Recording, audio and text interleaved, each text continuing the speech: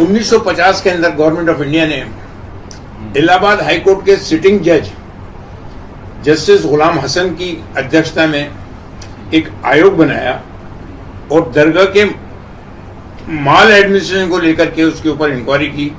उसके अंदर जब उन्होंने यहाँ आकर के पूरी जानकारी ली, खोजबीन की, मालूमात की, डॉक्यूमेंट्स देखे और पुराने दस्तावेज की रोशनी के अंदर उन्होंने जो अपनी रिपोर्ट सबमिट की वो गवर्नमेंट ऑफ इंडिया के पटल पे है 1950 के। इसका पेज नंबर 18 के ऊपर बिल्कुल क्लियर कट वर्डिंग्स हैं कि उस जमाने में ये सब कच्चा था।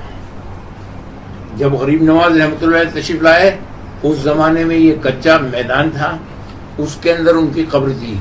जहां पर कब्र होगी और वो भी कच्ची, 150 साल तक आपका मजार कच्चा रहा, बिल्कुल भी वहां कोई पक्का कंस्ट्रक्शन नहीं था, तो उसके नीचे टेम्पल कहां से आ गया भाई। अभी दरगाह को लेकर कंट्रोवर्सी बनी हुई है और भ्रांति की बयानात जो हैं वेरियस चैनल्स पे और उस पे आ रहे हैं, उसको देख करके मेरे को खुद मंजर आम पर आना पड़ा कि एक्चुअल पोजीशन आप लोगों के नोटिस में ला दी जाए ताकि ये जो बयानात आ रहे हैं इसके ऊपर अंकुश लग सके और जो वस्तु स्थिति है और जो सही हिस्ट्री है वो पब्लिक के नोटिस के अंदर, पब्लिक के सामने आ जाए।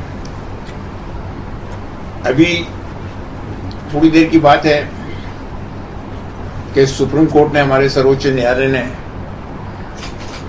संभल को लेकर के जो ऑर्डर पारित किया है उसके लिए मैं पूरी प्रशंसा करता हूं, धन्यवाद देता हूं और लोगों से ये अपील करता हूं कि वो इस आधार पे अमन शांति बनाए रखें और अपनी ओर से ऐसा कोई काम नहीं करें कि जिससे कंट्रोवर्सी पैदा हो। हमारे पास लीगल अधिकार हैं, हम कोर्ट में जाएं, देख लो कोर्ट ने हमारी बात को माना, एक्सेप्ट किया और ऑर्डर पारित किए हैं। इसी तरह से अजमेर की दरगाह के सिलसिले के अंदर ये कंट्रोवर्सी की गई है कि हरदास शारदा साहब की किताब है, ये 1910 में लिखी गई, 1920 में इसका रीएडिशन हुआ, 1940 में फिर इसका हुआ।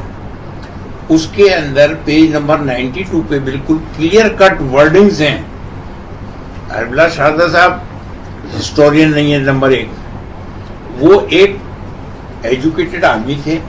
उन्होंने अपनी नॉलेज के हिसाब से जो उनकी जानकारी के अंदर आई उस वक्त, कब 1910 में, उसके अंदर बिल्कुल क्लियर कट ये दिया हुआ है कि ट्रेडिशन सेज। ट्रेडिशन का मतलब क्या होगा? ऐसा कहा जाता है, ऐसा सुना जाता है, ट्रेडिशन सेज। बस इस वर्ड के ऊपर ही आ रहा हूं मैं और कुछ नहीं। बाकी जो उसको कहना है वादी को, उसने कोर्ट में कह दिया। हम जो कुछ भी जवाब देंगे वो कोर्ट के अंदर देंगे और लीगल वे के अंदर देंगे। हमारी भी एडवोकेट्स का पैनल है, अजमेर का अलग है, हाई कोर्ट का अलग है, सुप्रीम कोर्ट का अलग है। हम उनसे चैनल बनाए हुए हैं, हो सकता है वो आ जाए यहाँ पर। इसी दरगाह का जो 800 साल का इतिहास है, जब गरीब नवाज रहमतुल्लाह का एक्ट गवर्नमेंट ऑफ इंडिया पास कर रही थी, एक्ट नंबर 36 1955, उससे पहले 1950 के अंदर गवर्नमेंट ऑफ इंडिया ने इलाहाबाद हाई कोर्ट के सिटिंग जज जस्टिस गुलाम हसन की अध्यक्षता में एक आयोग बनाया और दरगाह के माल एडमिनिस्ट्रेशन को लेकर के उसके ऊपर इंक्वायरी की। उसके अंदर जब उन्होंने यहाँ आकर के पूरी जानकारी ली, खोजबीन की, मालूमात की, डॉक्यूमेंट्स देखे और पुराने दस्तावेज की रोशनी के अंदर उन्होंने जो अपनी रिपोर्ट सबमिट की वो गवर्नमेंट ऑफ इंडिया के पटल पे है 1950 के। ये इंक्वायरी कमेटी रिपोर्ट है, ये इसका लेना चाहे आप फोटो ले सकते हैं। इसका पेज नंबर 18 के ऊपर बिल्कुल क्लियर कट वर्डिंग्स हैं कि उस जमाने में ये सब कच्चा था। जब गरीब नवाज रहमतुल्लाह तशरीफ लाए उस जमाने में ये कच्चा मैदान था, उसके अंदर उनकी कब्र थी।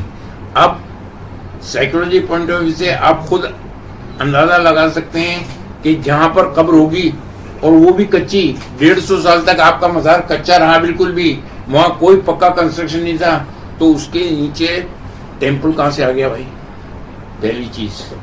दूसरी चीज के जो महमूद खिलजी थे, कहाँ के थे ये लिखा हुआ है पूरा, मालवा के किंग, मालवा।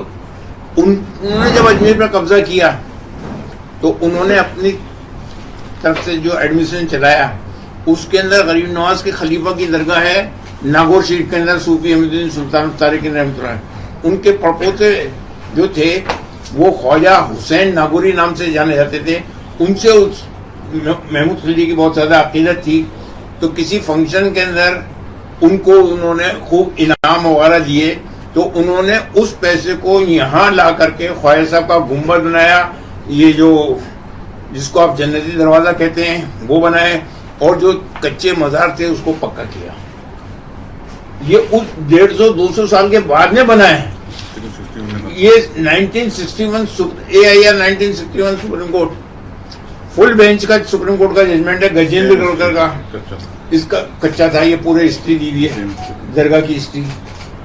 जो एक्ट को चैलेंज किया गया था उसके अंदर ये पूरी हिस्ट्री दी हुई है कि क्या था वहां पर, क्या नहीं था, ये क्लियर कट मौजूद है। इसी तरह से जो दूसरा अभी फरवरी 2002 के अंदर गवर्नमेंट ऑफ इंडिया ने JPC बैठाई थी दरगाह के और अदर प्रॉपर्टीज के एडमिनिस्ट्रेशन के लिए, ये क्लियर कट मौजूद है। 20 दिसंबर 2002 को ये राज्यसभा ये पटल पे रखी हुई है। इसके अंदर जो उन्होंने स्टोरी दी है दरगाह को लेकर के, ये पेज नंबर किसके ऊपर है? पेज नंबर 2 पे अजमेर दरगाह का ये दिया हुआ है। इसके अंदर बिल्कुल क्लियर कट दिया हुआ है कि ख्वाजा का मजार कैसा था, वहां कोई टेम्पल था नहीं था, कुछ नहीं दिया हुआ। ये जो नई कंट्रोवर्सी सिर्फ एक हरबिला शारदा साहब की किताब को लेकर के, एक वर्ड को लेकर के ट्रेडिशन सेज, अरे ट्रेडिशन सेज तो आप ये भी कह सकते हो, अभी मैं यहाँ बैठा हूं कि साहब यहाँ पर तो जो है महादेव का टेम्पल था, तो मैं क्या कर सकता हूँ भाई? आपकी जबान के ऊपर ताला तो लगा नहीं सकता, लेकिन उसका फैक्चुअल पोजीशन जो है वो हमें देनी पड़ेगी। तो अब हमें जो जवाब देना है या नहीं देना, ये हमारे एडवोकेट्स का पैनल जो है वो हमें बताएगा, और उसके बाद हम कोर्ट के अंदर उसका सही जवाब देंगे। लेकिन फैक्चुअल पोजीशन ये है।